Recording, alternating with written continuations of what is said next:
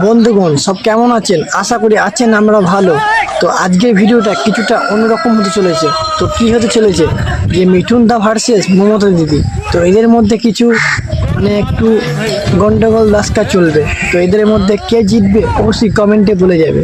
তো ভিডিওটা বেশি পেঁয়াজের পঞ্চায়েত না করে ভিডিওটা করা যাক স্টার্ট। আর তার আগে একটা কথা বলতে চাই, তো সায়নজি লাগাও। যাই হোক বন্ধুরা, ভিডিওটা করা যাক স্টার্ট। আসুন আসুন আসুন। দিদি যাবে না, চলে যান, নাহলে আপনাকে গলা ধাক্কা খেতে হবে। দিদি থাকবে।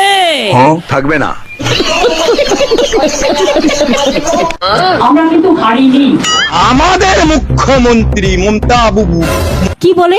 মমতা আপা, মমতা খালা, তো মহা মুশকিল ভাই।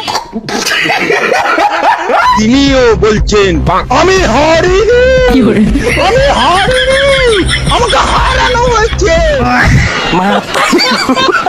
আসুন আসুন আসুন। এই তো ভোট শেষ হলো, আবার চলে এলেন। এ আবার কি উদ্ভট কথাবার্তা। আচ্ছা আচ্ছা, নেক্সট ভোটের জন্য তৈরি হচ্ছে। আরে দিদি, মিঠুন দা সব কি বলছে? আপনি নাকি হেরে গেছে? ওরা জানে না, ওরা আবার কি জানে না দিদি? আমরা কিন্তু হারিনি। কিন্তু দাদা তো বলছে আপনি নাকি হেরে গেছেন। এত মিথ্যে কথা বলে লজ্জা করে না? আরে ও দাদা, দিদি তো বলছে হারেনি। দু একদিনের মধ্যে ক্ষমতার নেশা কেটে গেলে চুপচাপ কালীঘাট চলে। দিদি যাবে না। আরে দাদা, দিদি তো দেখছি যাবে না বলছে এইদিকে। এ পুরোনো অভ্যাস ওনার। হ্যাঁ, না করবো না, দেবো না, তারপরে লাইনে এসে যান। আর তার মানে দিদি আর কি এখানে থাকবে না? এবার বুঝছি, দিদি মনে হয় এই কারণেই কালীঘাট চলে যাবে।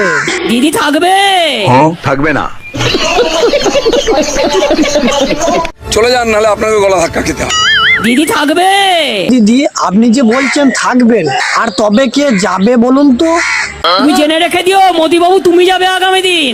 सज्जन को क्या तकलीफ है भाई? দিদিকে এক্স বলার জায়গা নেই, ওটা দিদির স্বেচ্ছা মৃত্যু। तुझे थकान नहीं लग रही क्या? তোমাকে তো এক্স কাল আমরা করবই।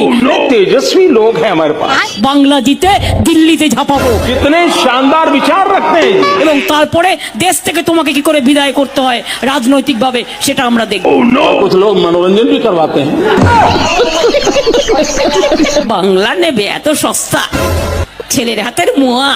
क्या तकलीफ है? দিদির অনেক কষ্ট দাদা, আর দিদি হেরে গেছে। তো এইটা দিদি কিছুতেই মেনে নিতে পারছে না। আমরা কিন্তু হারিনি। বলেন কি? আমাদের 100 সিট জোর করে লুট করা হয়েছে। আরে কি বলছেন দিদি? জোর করে সিট লুট করা হয়েছে?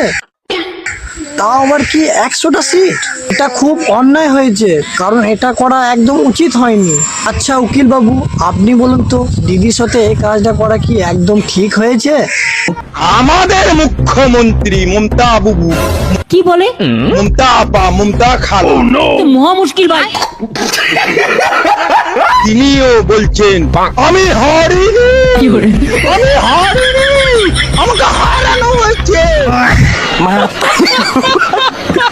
কারা এরা? তো এই বেহা নির্লজ্জ দোকান কাটা মুখ্যমন্ত্রীকে রাজ্যপাল জি লাত মারে, মেরে কো পিটা, মেরে কো লাত মারা। জনগণ লাত মার দিয়া। ওরা জানে না, ওরা আবার কি জানে না দিদি? আমি বিজেপিকে বিনা যুদ্ধে 1 ইঞ্চি জমিও ছাড়বো। 325 ভোটে জিতে কোটায় মন্ত্রী হয়েছে। একটু বাতালাটা কম করুন। আমি এবার বলি, আপনি বলুন। হায় হায় মরি মরি, বিজেপি যাবে গড়াগড়ি। আপনার কীর্তন তো শুনলাম, এবার আমার কীর্তনটা শুনুন। বলো। ধরুন না, আপনি আমাকে আদর করে বাড়িতে খেতে দিলেন, লুচি আলুর দম টমেটোর চাটনি। আমি লুচি আলুর দমটা খেলাম, কিন্তু টমেটোর চাটনিটা খেলাম না। এ আবার কি উদ্ভট কথাবার্তা। না না, হবে বলছি না, হতেও তো পারে। তো মহা মুশকিল ভাই। শাড়ি পরা ডোনাল্ড ট্রাম্প তার একদম জীবন্ত নমুনা। আমার যাবার সময় হলো, দাও বিদায়।